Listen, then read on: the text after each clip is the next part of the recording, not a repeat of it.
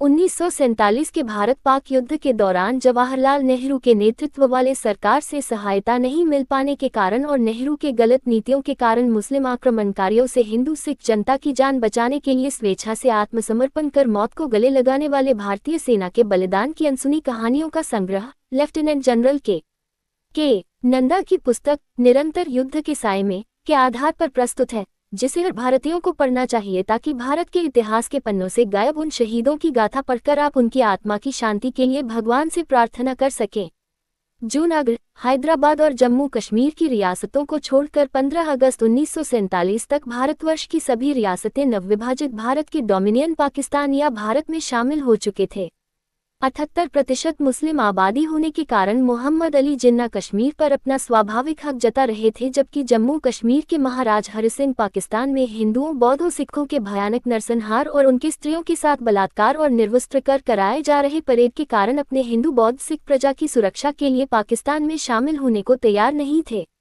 भारत में सम्मिलित होने में भी उनकी आशंकाएं कम नहीं थी, क्योंकि जवाहरलाल नेहरू शेख अब्दुल्ला के कारण महाराज से खार खाए बैठे थे। माउंटबेटन कश्मीर को पाकिस्तान को हवाले किए जाने के 1945 से चली आ रही ब्रिटिश लीग षड्यंत्र में शामिल थे, तो गांधी 1 अगस्त को कश्मीर जाकर घोषणा कर चुके थे कि जम्मू कश्मीर भारत में मिलेगा या पाकिस्तान में। यह निर्णय यहां की जनता प्लेबीसाइट के आधार पर आज़ादी के बाद तय करेगी।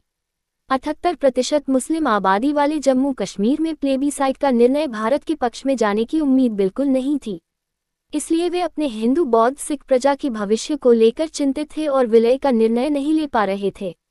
मोहम्मद अली जिन्ना जम्मू कश्मीर को किसी भी कीमत पर पाकिस्तान में शामिल करने के लिए वह महाराज पर दबाव डाल रहा था।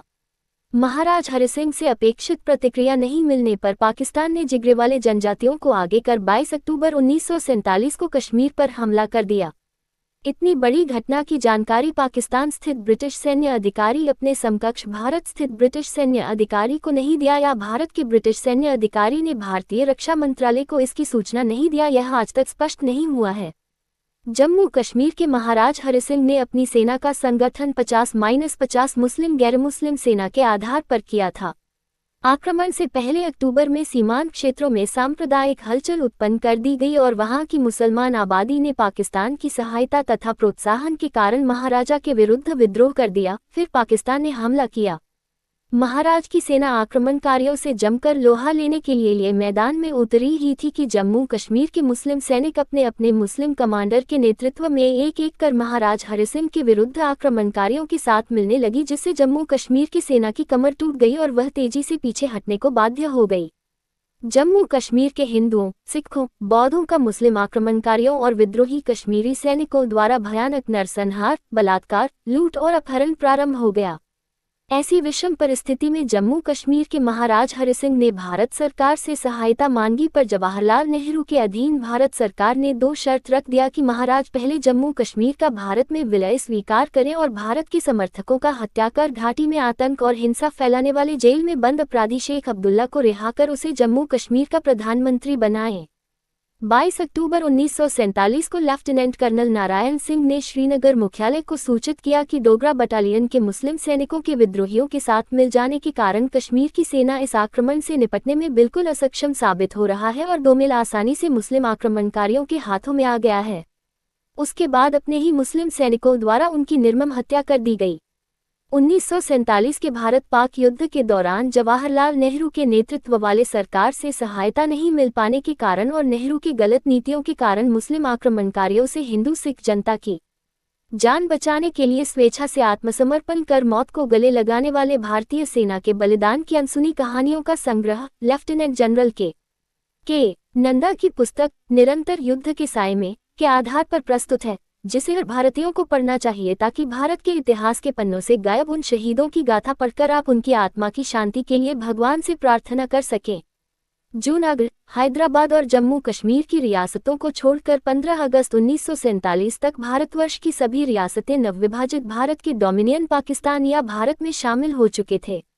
78% मुस्लिम आबादी होने के कारण मोहम्मद अली जिन्ना कश्मीर पर अपना स्वाभाविक हक जता रहे थे, जबकि जम्मू कश्मीर के महाराज हरि सिंह पाकिस्तान में हिंदुओं, बौद्धों, सिखों के भयानक नरसंहार और उनकी स्त्रियों के साथ बलात्कार और निर्वस्त्र कर कराए जा रहे परेड के कारण अपने हिंदू, बौद्ध, सिख प्रजा की सुरक्षा के लिए पाकिस्तान में शामिल होने को तैयार नहीं थे।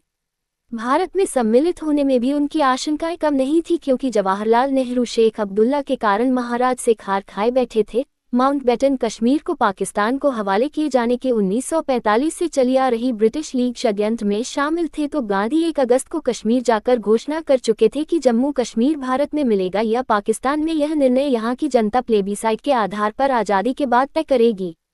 78% मुस्लिम आबादी वाले जम्मू कश्मीर में प्लेबीसाइट का निर्णय भारत के पक्ष में जाने की उम्मीद बिल्कुल नहीं थी, इसलिए वे अपने हिंदू बौद्ध सिख प्रजा के भविष्य को लेकर चिंतित थे और विलय का निर्णय नहीं ले पा रहे थे। मोहम्मद अली जिन्ना जम्मू कश्मीर को किसी भी कीमत पर पाकिस्तान में शामिल करने के लिए वह महाराज पर दबाव डाल रहा था। महाराज हरि सिंह से अपेक्षित प्रतिक्रिया नहीं मिलने पर पाकिस्तान ने जिगरेवाले जनजातियों को आगे कर 22 अक्टूबर 1947 को कश्मीर पर हमला कर दिया। इतनी बड़ी घटना की जानकारी पाकिस्तान स्थित ब्रिटिश सैन्य अधिकारी अपने समकक्ष भारत स्थित ब्रिटिश सैन्य अधिकारी को नहीं दिया, या भारत के ब्रिटिश सैन्य अधिकारी ने भारतीय रक्षा मंत्रालय को इसकी सूचना नहीं दिया, यह आज तक स्पष्ट नहीं हुआ है। जम्मू कश्मीर के मुस्लिम सैनिकों का विद्रोह। जम्मू कश्मीर के महाराज हरि सिंह ने अपनी सेना का संगठन 50-50 मुस्लिम गैर मुस्लिम सेना के आधार पर किया था। आक्रमण से पहले अक्टूबर में सीमांत क्षेत्रों में सांप्रदायिक हलचल उत्पन्न कर दी गई और वहां की मुसलमान आबादी ने पाकिस्तान की सहायता तथा प्रोत्साहन के कारण महाराजा के विरुद्ध विद्रोह कर दिया। फिर पाकिस्तान ने हमला किया। महाराज की सेना आक्रमणकारियों से जमकर लोहा लेने के लिए मैदान में उतरी ही थी कि जम्मू कश्मीर के मुस्लिम सैनिक अपने अपने मुस्लिम कमांडर के नेतृत्व में एक एक कर महाराज हरि सिंह के विरुद्ध आक्रमणकारियों के साथ मिलने लगी, जिससे जम्मू कश्मीर की सेना की कमर टूट गई और वह तेजी से पीछे हटने को बाध्य हो गई। जम्मू कश्मीर के हिंदुओं, सिखों, बौद्धों का मुस्लिम आक्रमणकारियों और विद्रोही कश्मीरी सैनिकों द्वारा भयानक नरसंहार, बलात्कार, लूट और अपहरण प्रारंभ हो गया।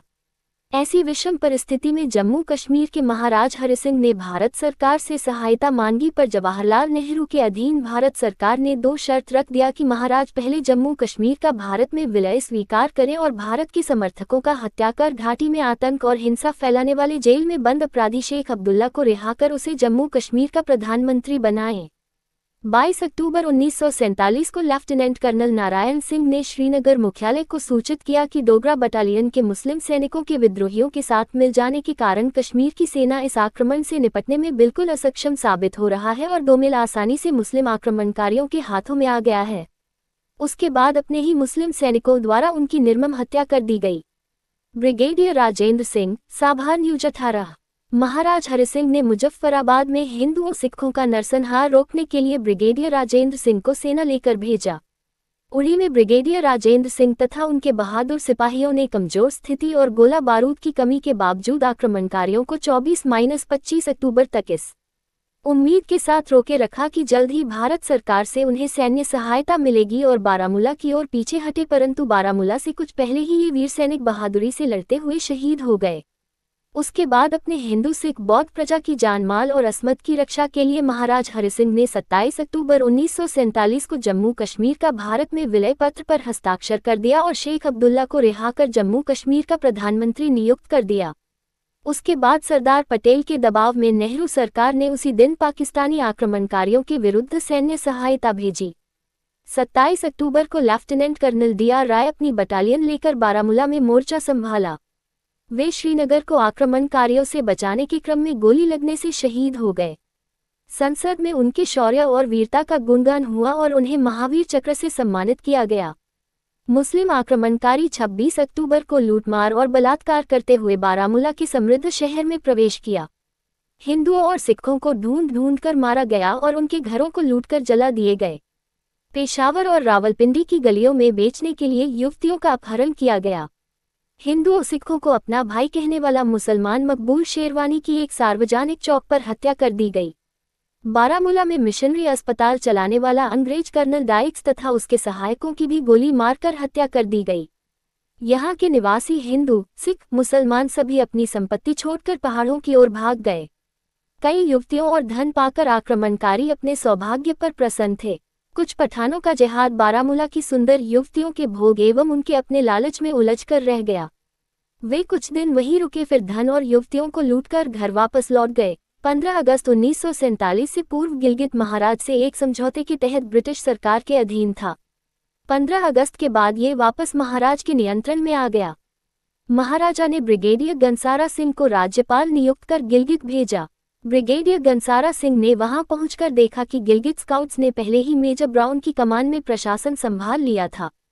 100% मुस्लिम सैनिक वाले गिलगित स्काउट्स ने पाकिस्तान के पक्ष में विद्रोह कर दिया और 1 नवंबर को ब्रिगेडियर गनसारा सिंह को चेतावनी दी गई कि वह हथियार डाल दे, अन्यथा गिलगित के सारे हिंदू सिख मार दिए जाएंगे। पाकिस्तानी आक्रमणकारियों से लड़ने आए ब्रिगेडियर गनसारा सिंह और उनके हिंदू सिख सैनिक अपने ही राज्य के मुस्लिम सैनिकों से घिर गए थे। आरंभ में तो ब्रिगेडियर ने विरोध किया, परंतु मुसलमानों द्वारा हिंदू सिख जनता की लगातार निर्मम हत्या और बलात्कार रोकने के लिए अंततः सैनिकों सहित आत्मसमर्पण कर दिया, इस उम्मीद में कि इसके उपरांत वे हिंदू सिख जनता का कत्ल और बलात्कार नहीं करेंगे। परंतु ऐसा नहीं हुआ। हिंदू सिख जनता की रक्षा के लिए आत्मसमर्पण करने वाले सैनिकों को बंदी बना लिया गया और फिर सारे सिख और सैनिक मार डाले गए। जो आरंभ में बच निकलने में सफल हो गए, उन्हें भी एक एक करके पकड़ लिया गया और मार डाला गया। तब से गिलगित पाकिस्तान के कब्जे में है। गिलगित विद्रोह के समय जम्मू कश्मीर सेना के 100 मुसलमान सैनिकों ने कप्तान नेक आलम के नेतृत्व में स्कार्दू को अपने कब्जे में ले रखा था। मेजर शेरजंग थापा वहां 100 सैनिकों के साथ 3 नवंबर को स्कार्दू की रक्षा के लिए पहुंचे। 9-10 फरवरी की रात लगभग 600 मुस्लिम आक्रमणकारियों ने सीमा की 2 चौकियों पर आक्रमण कर दिया। तब यहां भी कप्तान नेक आलम अपने सैनिकों सहित आक्रमणकारियों से मिल गया और दूसरी चौकी नष्ट करने में मुस्लिम आक्रमणकारियों की सहायता की। इस विषम परिस्थिति में 70-70 सैनिकों की सिर्फ 2 टुकड़ियां ही सहायता के लिए आ सकी। इतने से ही मेजर थापा अदम्य साहस के साथ आक्रमणकारियों से लोहा लेते रहे। जब जनरल थिमैया ने मई 1948 में सैन्य दल को पीछे हटने का निर्देश दिया तो थापा ने निवेदन किया कि वह अपने पीछे हजारों शरणार्थियों को आक्रमणकारियों द्वारा मारे जाने के लिए नहीं छोड़ सकता, इसलिए उसे वहीं रुकने की अनुमति दी जाए। 17 जून को आक्रमणकारियों ने युद्ध विराम के लिए एक संदेशवाहक स्कार्दू भेजा। संदेश में कहा गया, यदि रक्षक सेना आत्मसमर्पण कर दे तो उसके साथ अच्छा व्यवहार किया जाएगा। थापा ने प्रस्ताव अस्वीकार कर दिया। 12 अगस्त की संध्या को आक्रमणकारियों ने पहले गोलाबारी की, फिर जोरदार हमला बोल दिया। थापा के सिपाही बहादुरी से लड़े और उन्हें पीछे धकेल दिया। ये घेराव 6 महीने 3 दिनों तक चला। बार बार सहायता मांगे जाने के बावजूद नेहरू सरकार की ओर से कोई सहायता नहीं भेजा गया। सब गोला बारूद समाप्त हो जाने पर मेजर थापा ने अपने आदमियों से चुपके से छोटे छोटे दलों में किले से निकलकर मुख्य अड्डे तक पहुंच जाने को कहा। स्वयं एक जेसीओ और 35 सिपाहियों के साथ वहीं रुके रहे। अंततः कोई और उपाय न देखकर उन्होंने 14 अगस्त 1948 को आत्मसमर्पण कर दिया। थापा को बंदी बना लिया गया, परंतु सभी सैनिकों और शरणार्थियों की नृशंसतापूर्वक हत्या कर दी गई। महिलाओं को इससे भी बदतर हालात के लिए जीवित रखा गया। अन्य ऐतिहासिक स्रोतों से पता चलता है कि स्कार्दू में करीबन 40,000 हिंदू सिख आक्रमणकारियों के कब्जे में थे। भारतीय सेना के आत्मसमर्पण के बाद 14 अगस्त 1948 को पाकिस्तान से आदेश आया कि शरिया कानून के तहत सभी हिंदू सिख पुरुषों का कत्ल कर दिया जाए और उनकी स्त्रियों को शरिया कानून के तहत सैनिकों में बांट दिया जाए। इन्हीं आक्रमणकारियों ने आगे बढ़कर कारगिल और द्राक्ष पर अधिकार कर लिया। द्राक्ष में भारतीय रक्षक सेना तो 4 सप्ताह तक बिना राहत की आशा के ही डटी रहकर मोर्चा लेती रही, परंतु नेहरू सरकार से कोई सहायता नहीं मिल पाने के कारण अंततः उनमें से अधिकांश आक्रमणकारियों द्वारा बंदी बनाकर मार डाले गए। आक्रमणकारी अक्टूबर के तीसरे सप्ताह में जलाओ, मारो, अपहरण करो तथा नष्ट करो के नारों के साथ जम्मू झंगर मार्ग के पश्चिम में खूब विनाश किया। कश्मीर के कई और सीमांत गांव में धावे बोले गए, परंतु प्रारंभ में वे केवल लूटमार, पशु चुराने तथा औरतों के अपहरण में ही मस्त रहे। फिर भी वे राज्य का काफी क्षेत्र हथियाने और राज्य की रक्षक सेनाओं की राजौरी, झंगर, नौशेरा, मीरपुर तथा भिम्बर में घेराबंदी करने में सफल हो गए। जान और अस्मत बचाने में सफल रहे इन गांवों के हिंदू सिख रक्षक सेना के संरक्षण में शरणार्थी बन गए। 1947 के भारत-पाक युद्ध के दौरान जवाहरलाल नेहरू के नेतृत्व वाले सरकार से सहायता नहीं मिल पाने के कारण और नेहरू के गलत नीतियों के कारण मुस्लिम आक्रमणकारियों से हिंदू सिख जनता की जान बचाने के लिए स्वेच्छा से आत्मसमर्पण कर मौत को गले लगाने वाले भारतीय सेना के बलिदान की अनसुनी कहानियों का संग्रह लेफ्टिनेंट जनरल के नंदा की पुस्तक निरंतर युद्ध के साए में के आधार पर प्रस्तुत है, जिसे हर भारतीयों को पढ़ना चाहिए ताकि भारत के इतिहास के पन्नों से गायब उन शहीदों की गाथा पढ़कर आप उनकी आत्मा की शांति के लिए भगवान से प्रार्थना कर सकें। जूनागढ़, हैदराबाद और जम्मू कश्मीर की रियासतों को छोड़कर 15 अगस्त 1947 तक भारतवर्ष की सभी रियासतें नवविभाजित भारत के डोमिनियन पाकिस्तान या भारत में शामिल हो चुके थे। 78% मुस्लिम आबादी होने के कारण मोहम्मद अली जिन्ना कश्मीर पर अपना स्वाभाविक हक जता रहे थे, जबकि जम्मू कश्मीर के महाराज हरि सिंह पाकिस्तान में हिंदुओं, बौद्धों, सिखों के भयानक नरसंहार और उनकी स्त्रियों के साथ बलात्कार और निर्वस्त्र कर कराए जा रहे परेड के कारण अपने हिंदू, बौद्ध, सिख प्रजा की सुरक्षा के लिए पाकिस्तान में शामिल होने को तैयार नहीं थे। भारत में सम्मिलित होने में भी उनकी आशंकाएं कम नहीं थी, क्योंकि जवाहरलाल नेहरू शेख अब्दुल्ला के कारण महाराज से खार खाए बैठे थे। माउंटबेटन